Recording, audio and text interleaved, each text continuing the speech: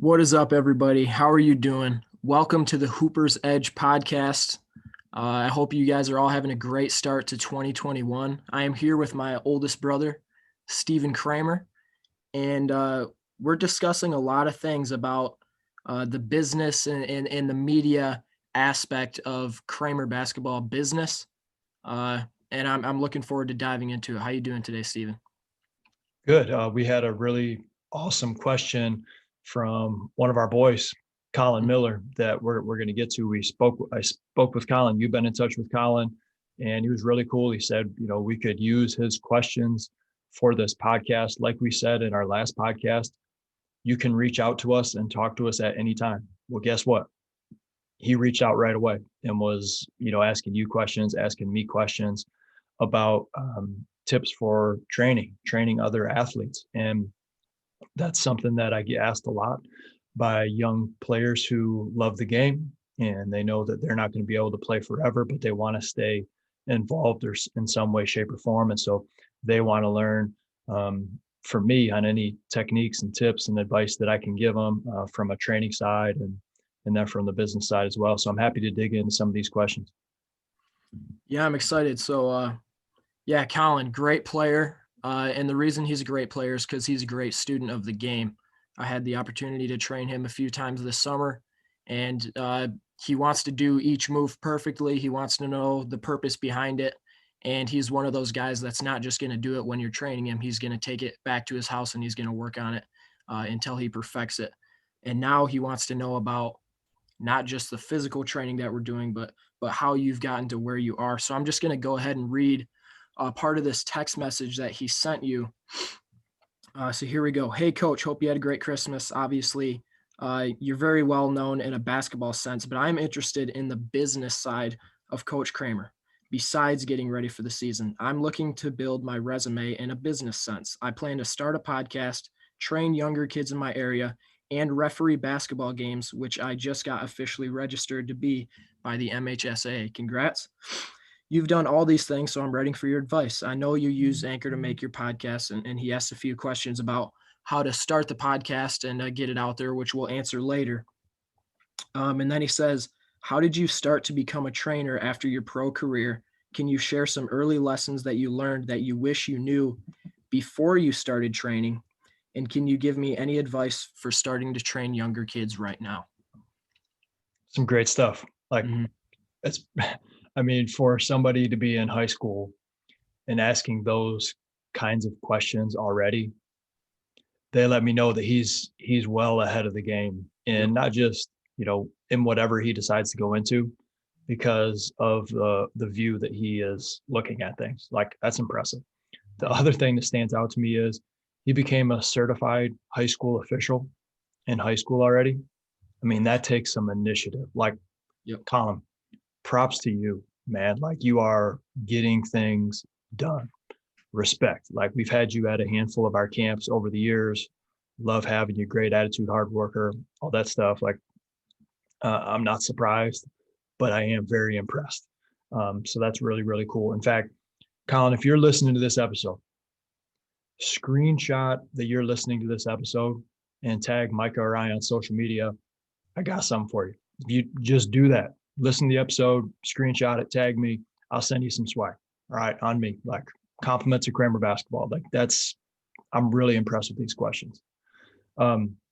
Moving into what you were asking about, knowing that high school basketball season is about to kick off, it's really important that we're always keeping first things first. So although we're going to answer all these questions that he asked, you're a hooper, man. So make sure that your priorities right now as a high school athlete are on the books and they're on your game, right? That's basketball is important to you. Don't get so far ahead in what comes next that you forget about taking advantage of where you are now, right? Being present. I always talk about being present, being in the moment. Where are you now? You're a high school student athlete.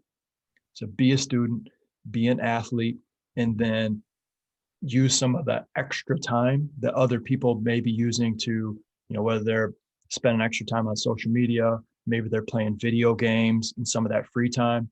That's the time that then you can use into building some of the other things that you're talking about. Does that make sense? Yeah, that's good. All right, let's dig into. He asked some stuff about the podcast, but what was like the first question that he asked regarding like training? I'm trying to look for that as I'm looking through his Yeah, the notes. first one was, how did you start to become a trainer after your pro career? Okay, good, good. So training, this is a great question, and I'll give you the same advice on this as I would give to a person who's trying to continue to play basketball or do anything at a higher level. Is number one, you got to work hard. You got to work hard among hard workers. Let's say there's 12 players on your team. And out of the 12, let's say four of them, anybody would kind of come in and say, yeah, they could pick out the hard workers, right? So if you are one of those four hard workers, you cannot look at the 12 people on your team and be like, puff your chest out and be like, yeah, I'm one of the hard workers. Like, I'm doing it. Because those 8 other people on your team, they don't work hard. So listen, you're not competing against them, right? They've already just taken themselves out of the equation. You're competing against the other 3 people that are in that group of the 4 hard workers on your team. You need to work hard among the hard workers. You need to stand out among those that even work hard. That's key. That's number one piece of advice. Number two, it always pays to treat people well. Be kind, treat people with respect, make eye contact, all of that stuff. Keep in touch with people. It goes a really long way. Never act like you're too good for something. I got that. I'm above, I'm beyond that. If you start to have that attitude, other people just start passing you by. Also, nobody wants to be around somebody who thinks they're too good for something else. Not a fun person to be around, right? And then the third thing is, which I know Colin has in spades, is being a sponge, right? Because he wouldn't have reached out and asked all these questions. And shoot, we've had this podcast for like a week, and he's reached out to us already, right? Being a sponge, trying to learn as much as you can. That will help you in basketball. That'll help you in business. That'll help you as a student. Any of those different things. All right. So work hard. Stand out among people that work hard. Be uncommon among the hard workers. Always treat people well and be a sponge. We're always learning. When you stop learning, you're in big trouble. All right. So those are big pieces of advice that are foundational before we get into even my story. Now, to go back to my background a little bit and how I got into training, it really goes back into college. My degree is in education. And so before I had any clue that I was going to be running a player development business for a living, I knew I wanted to teach and I knew I wanted to coach. That's what I thought I was going to be doing. I thought I was going to be a teacher and a varsity basketball coach. So, how does that intertwine? It's the fact that I really feel like I'm a teacher at heart.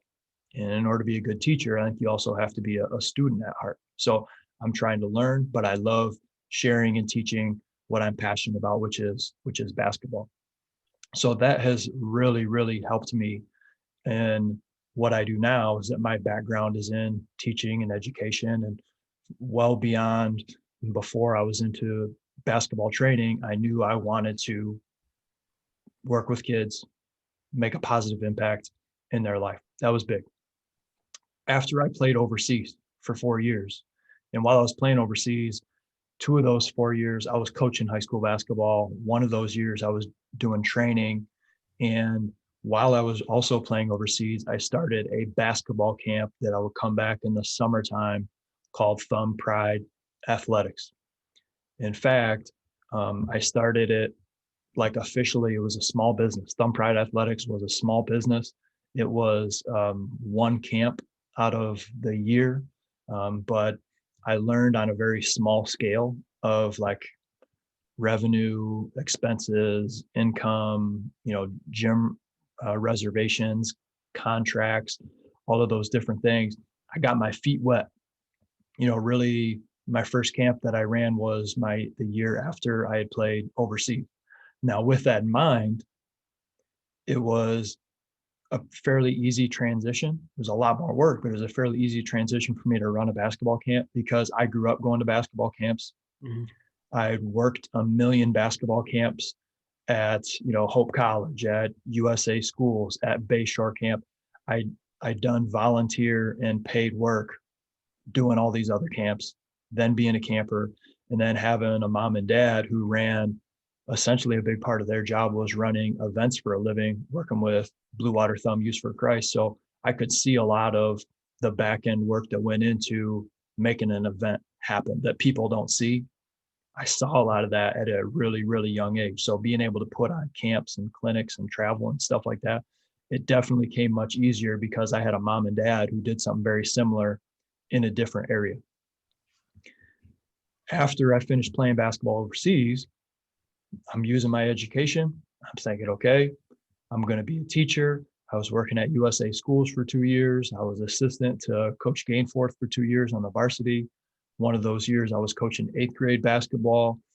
And then I started doing more training, more clinics. I started to run the youth basketball program at USA, all of these different things to get my feet wet while I still had my full-time job working as behavior intervention was kind of my title in the middle school at Unionville Siebling.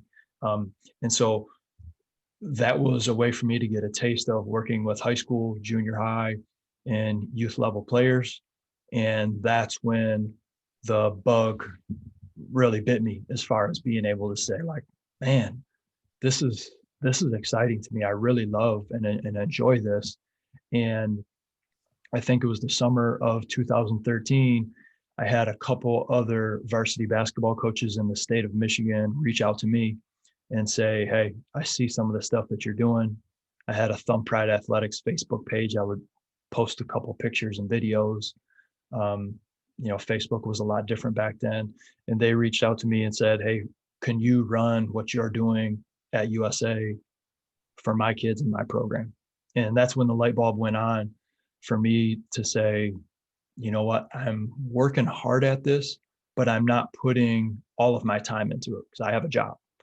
Mhm. But if I did dedicate all of my time into this, I could probably make it a full-time living. So with all of that in the back of my head going on, I'm like, how would this become a reality? At the same time, we moved to Bowling Green, Ohio, so my wife could pursue her PhD. So I quit my job. She quit her job. We bought a house, went to Bowling Green, didn't know anybody. And I said, hey, had a really some deep hearted conversations with my wife and said, hey, you're going to get your PhD in 4 years and we're going to move wherever you get your job. Like, that's fine with me because you moved overseas to live with me. I'll go anywhere in the country that you want to go to be a professor. So we're good there. Knowing that we're going to move in 4 years, give me 4 years to see if I can make this business viable, something that Mhm. provides for my family that is actually legit. And so that's 2014 technically is when I went all in on my basketball business, and it's slowly grown from there.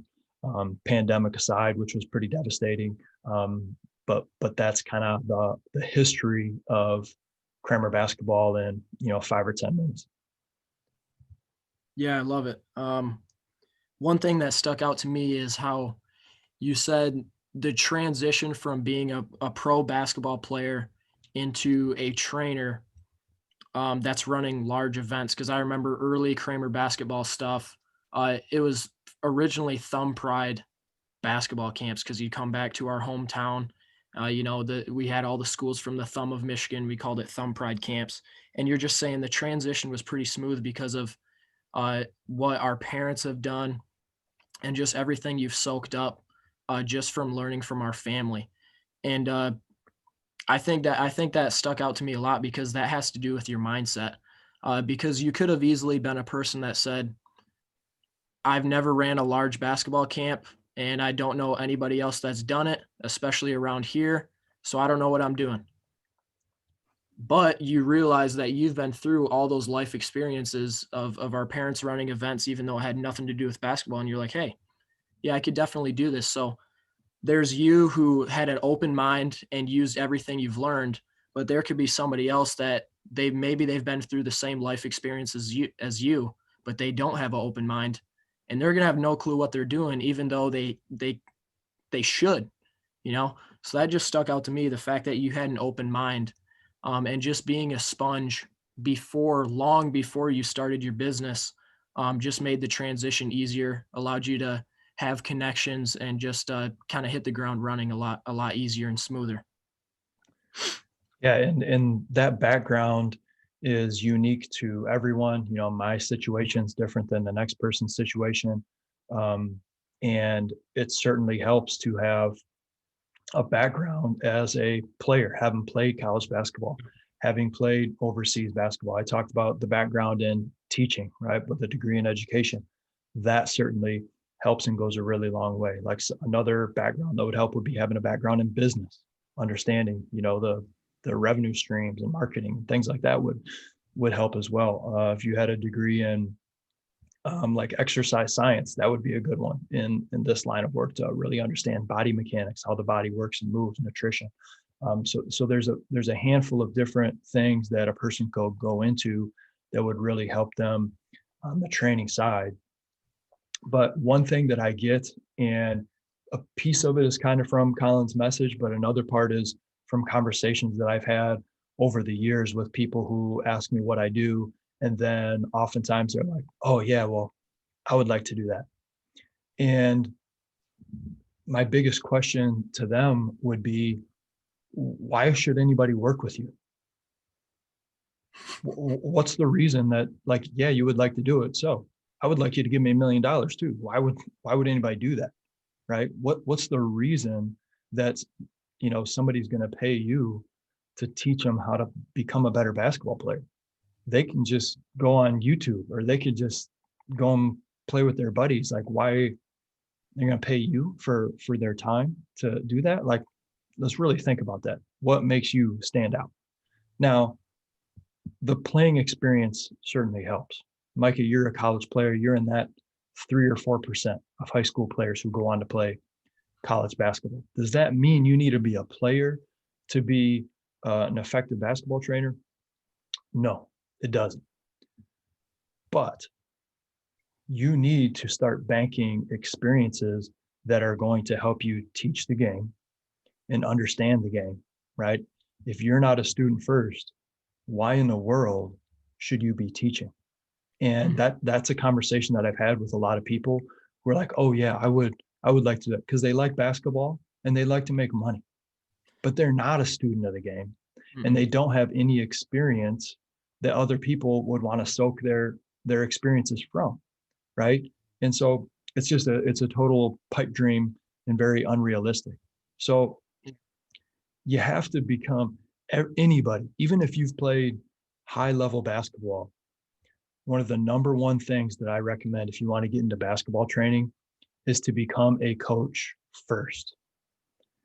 I say that because there are so many people in training out there who are looking at, you know, they're teaching these moves and they're teaching these, you know, step backs and all of these, you know, side steps and all of these different moves, but they've never done the big picture of coaching before. And so they're teaching all these tiny little things without looking at the big picture and saying, well, how did all these tiny little things benefit the team aspect, the team being successful, the individual that you're working with being able to fit into the team that they're playing on so that they can be successful, that leads to more Mhm. team success. They're not doing that. And it's really difficult if you've never coached to understand that. Mhm. Like, you can listen to me and it makes sense. But when you're actually coaching, when you're at the practices every single day, when it's when it's game time at 7:30 and you got your 5 players out there and you know there's specific things that you need to get done, from defense, from rebounding, from passing, from shooting, from ball handling, and you're realizing that, okay, all you do is crazy dribble moves and step back mid ranges, well, guess what? You're going to get your tail kicked every single game if that's what you're thinking about, right? And so become a coach first, get the experience of what the big picture looks like and how player development, that training aspect is a slice. It's a slice of the pie when it comes to being successful for a team. When you get some of that coaching experience, it's really going to help you. I'm gonna give you an example. Kid named, not a kid, young man named Jaden Nichols works part-time for Cramer basketball in Northwest Ohio. One of the reasons that I had Jaden work with Cramer basketball was because of his experiences. Now, he didn't play college basketball. He was a good high school basketball player. Yep. But after high school, he went and became a student manager for the Bowling Green women's basketball team. So he's worked with a Division I basketball program. He's been to the practices. He's been to the games. He knows that. After he did that, he started coaching 8th grade basketball. So even at the younger level, he's coaching. He knows what that is like, what leads to wins and losses. And then he also helps out with the varsity basketball team at Bowling Green, running the training, some of the training workouts, going to the practices, going to the games. He is a coach. He is a solid player. He can play, right? Not the college level, but you want him to demonstrate, break some down, he can do it. Mm-hmm. That gave him a package in a sense that I could look at him and say, okay, he has all of these skills. I want him. And so then I was like, hey man, let me teach you some of the Cramer basketball program. And so now in the spring and in the summer and in the fall, he does some of my workouts for me. He works with players that I can't work with. And so the players that reach out to me and I can't work with them, I send them to him. He's built some of his own clientele. So now he's able to make money on his own from training. And it's like a little side job business for him. Works great. But none of that would have happened if he was just a above average high school player and then said, well, I'm going to do training, which is the conversation that I have with most people. Like they were an above average high school player. They want to do training. They don't have any experience. Colin, like he's got the referee thing that he's learning right now. Yep. That's a big thing because a lot of players right now that are trying to teach, like, let's be honest, Mikey, you can go on Instagram and look up certain moves that trainers are teaching. It is a travel at the high school level. You know this. Mm-hmm. We on our other podcast, I've had a certified high school and college official on my show 3 different times. And he clearly states in many of these, there's different rules at the NFHS level, which is National Federation for High School Sports, and like the NBA level or the FIBA level. And we talk about college. So you can't watch every move at the NBA level and then start teaching that to your high school kids. Even if they can do it, it's not legal, a lot of the stuff, right? Because there are different rules. So it's really important that you understand, what you can do at certain levels and apply that to the instruction that you have. And Colin is going to have a big advantage right there. And then the last piece of advice that I would give on this subject is don't try to start everything on your own at first.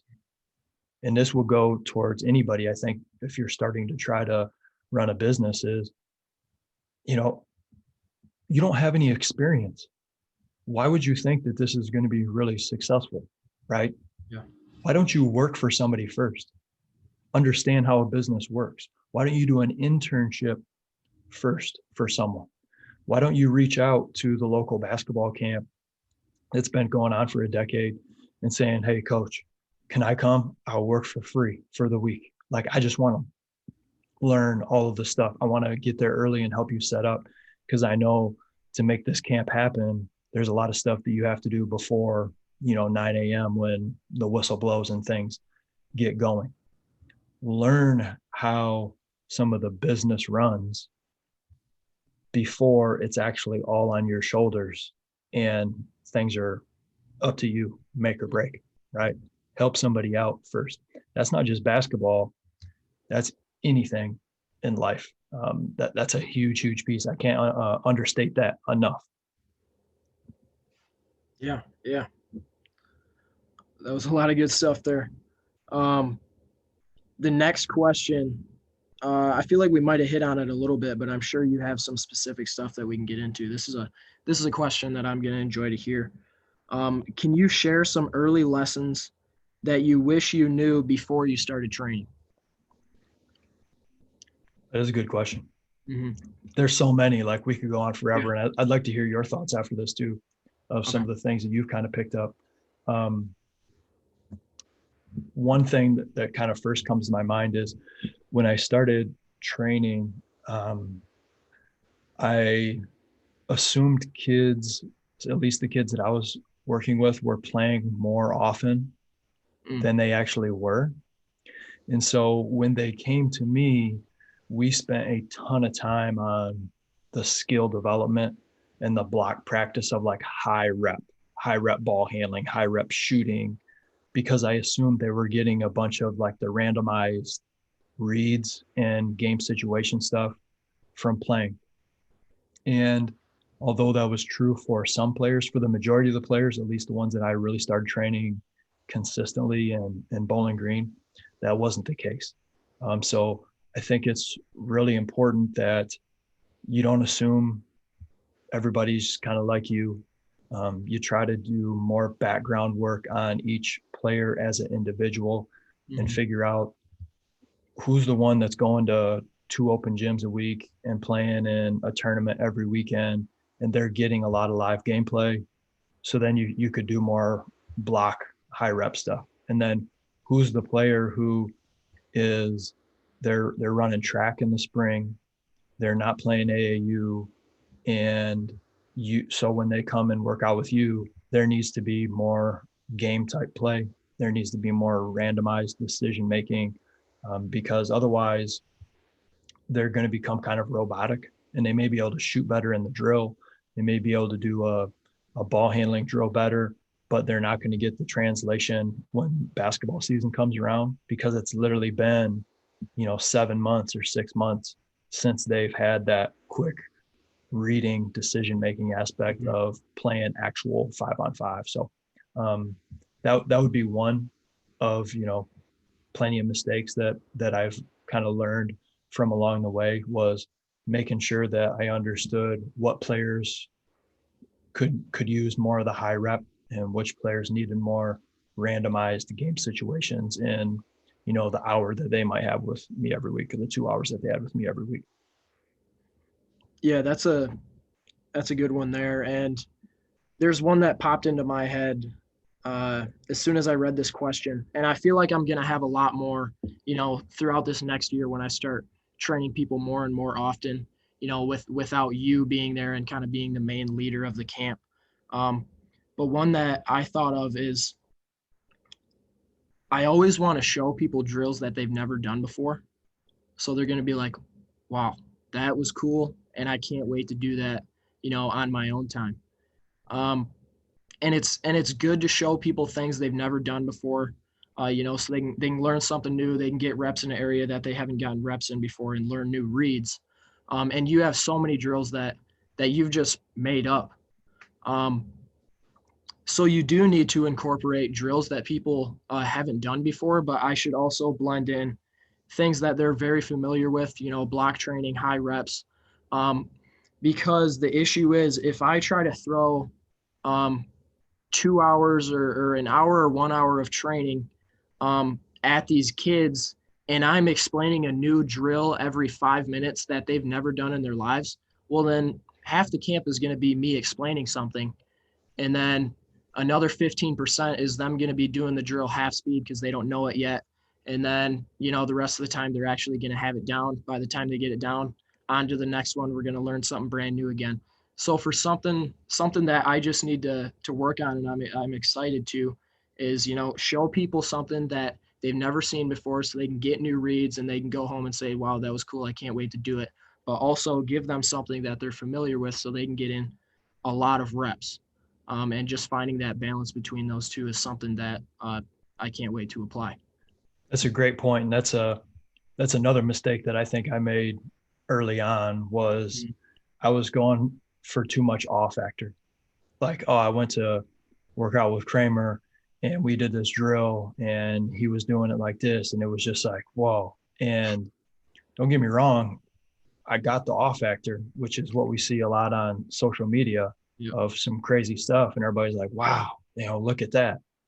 And yeah, it is cool. Like, it is cool. But game application, like what's going to make you better in the game? And that was something that I remember when I was just getting started, was thinking that I had to come up with something that was like just really wild and out of the box so that I could get attention, instead of going back to what I knew deep down was Mhm. going to get it done, which was high rep, high intensity game situation work. That's the player that's doing that on a consistent basis. You don't need all the fancy stuff. You're Yep. you're going to be dominant in whatever it is when it comes to skill development. Yeah, for sure. Um, and there is one more question that pertains to training that Colin asked. It said, "Can you give me any advice for starting to train younger kids?" And there's so many pieces to give, but Yeah. the biggest one has to be you got to make it fun, Hmm. and you have to change things up um, rather quickly, because younger players, and I don't know what age he's really referring to, let's say like third, fourth, fifth grade, also have a shorter attention span. So you got to make it fun. You got to keep it moving. And you have to know that if you tried something and it wasn't clicking, most people's inclination is to, it's not working, so we're going to keep focusing on it, and you keep focusing on it, and you keep trying to hammer it home, and all of a sudden you were trying to get them to figure one thing out for 30 minutes when you only got them there for an hour, and you had planned to only cover it for like 10 minutes, and the kids are just getting frustrated, they're getting bored, and you've lost them.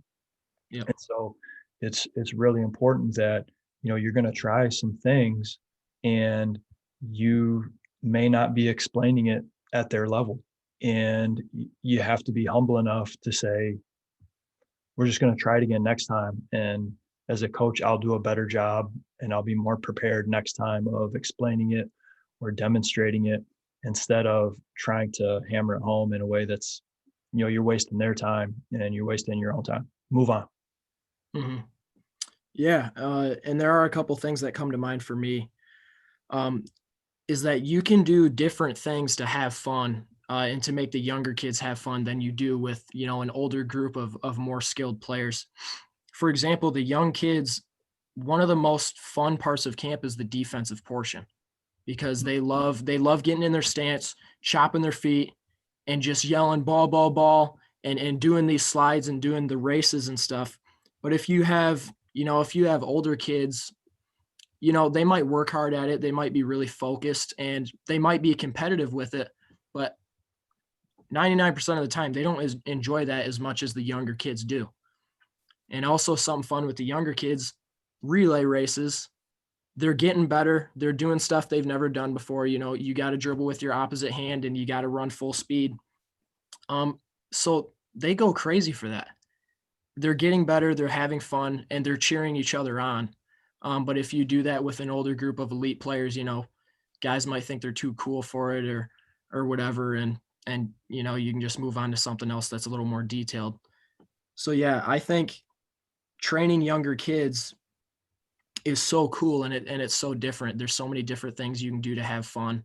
And training older, more elite players is just fun in a different way because you can be detailed, you can be more intense on more specific. But yeah, I just hope that helps. And I'm excited to see how his camps go And you with mentioned younger kids. competing, and that's a big one, is Yeah.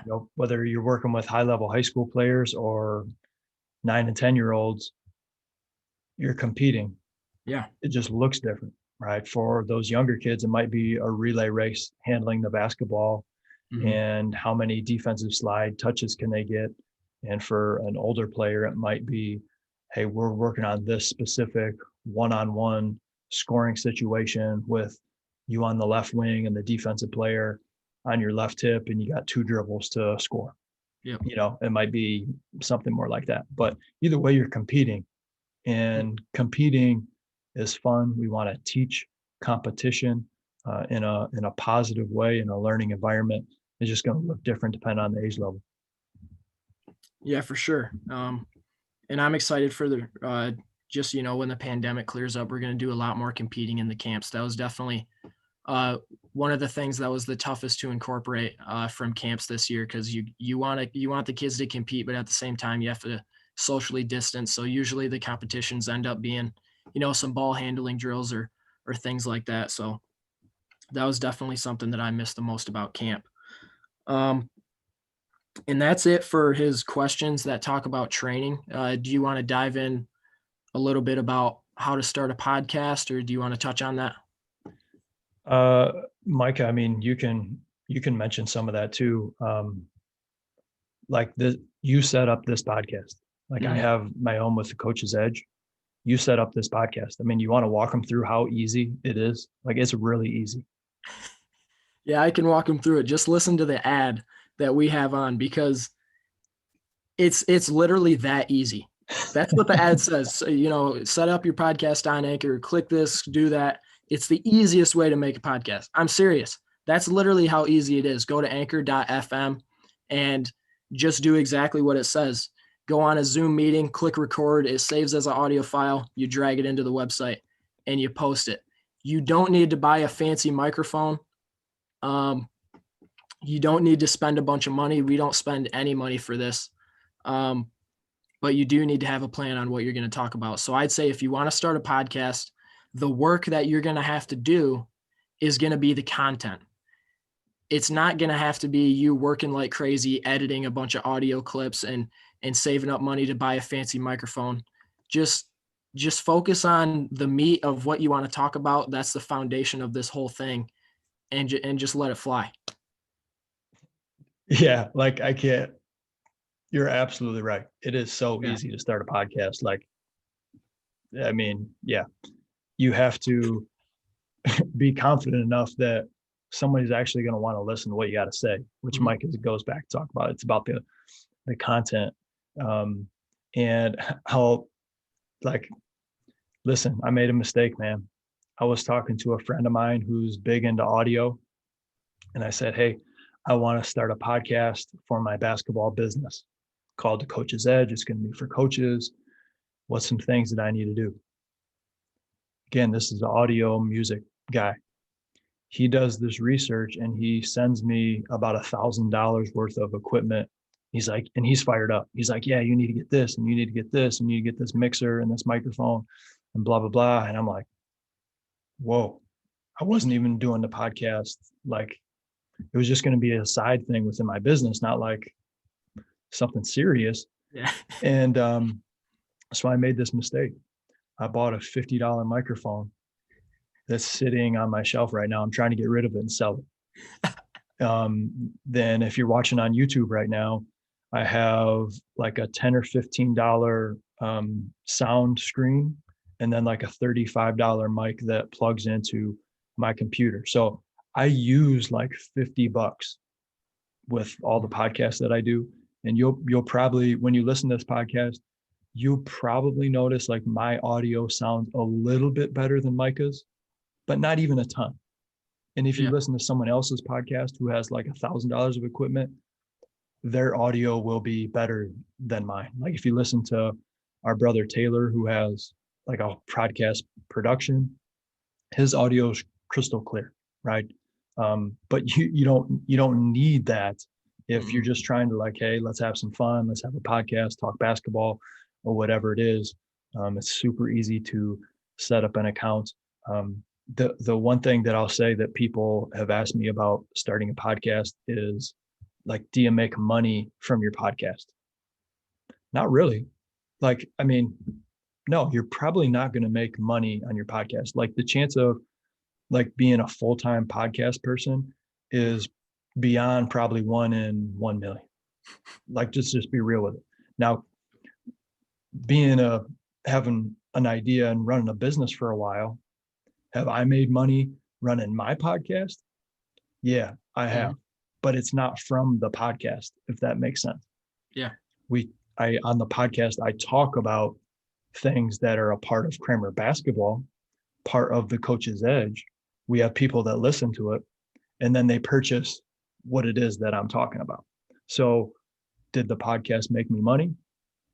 No. Did the podcast lead to money in other areas? Yes. And at least for me, that's been a big part of the value of having a podcast is people are bought in. If they're listening to a podcast, they're planning on listening for a while at least, and they respect your opinion. Otherwise, they wouldn't be listening to you. And so that's been the financial benefit of having a podcast is people are interested in what you have, so they might go on to something else that and purchase it that could make you some money. But the chances of you being sponsored and all of that stuff, and making a bunch of money on it, like slim to none, like for real. Yeah. That's basically it. He did ask, how do you get it on multiple streaming services? Basically, when you make your bio and you set up your account on Anchor, you kind of type all that stuff in, and it basically sends out an application to the multiple streaming services, and you might get approved in a couple weeks. And I can't see you getting, disapproved or whatever the word is. I think you're going to get approved and you're going to be able to start the podcast, but it just might take a couple weeks. And speaking of which, our podcast just got put on Apple, correct? Yep. I'm excited It took about like that. a week. Yeah. Yeah, it took a week. But that's it. That's all I got for that. Yeah. So, I mean, I know this was with the Hooper's Edge. I mean, one will help you give you an edge on the court in your game, but we also want to help you where you're interested in. And Colin, my man, he reached out and he asked us a bunch of questions. And Micah, like you said in one of the other episodes, we're going to get back to you. Like, it's still involved in basketball. We're passionate about that. And whether you're a coach, a trainer, and especially all the players that we hope are listening to this, we want to provide value. We want to help you out. And so I hope that this was educational for you. And again, the majority of our episodes will be covering basketball, player development, how you can get better, workouts, lifting, all of those different things, mindset. But this was a fun episode, kind of a change up from things that we usually do. And so we hope that brought you some value. And the last thing that I'll mention before we go, Micah, is if you're listening to this podcast or you're watching on YouTube, screenshot it and tag Micah and or I on Instagram and put it in your story. And I'll pick out one person. We'll pick out one person from the people that tag us on Instagram listening to our podcast, and we'll send you something cool. I'll send you, whether it's a T-shirt or a wristband or a Cramer basketball jump rope or something. We'll hook you up with some free swag just because we appreciate you that much. So screenshot that you're listening. Don't forget to subscribe, rate, and review, and tag us on IG. And we'll pick out one person and send you some swag. That's a good deal right there. Thank you, everyone, for tuning in. Have a great week and get after it. Let's go.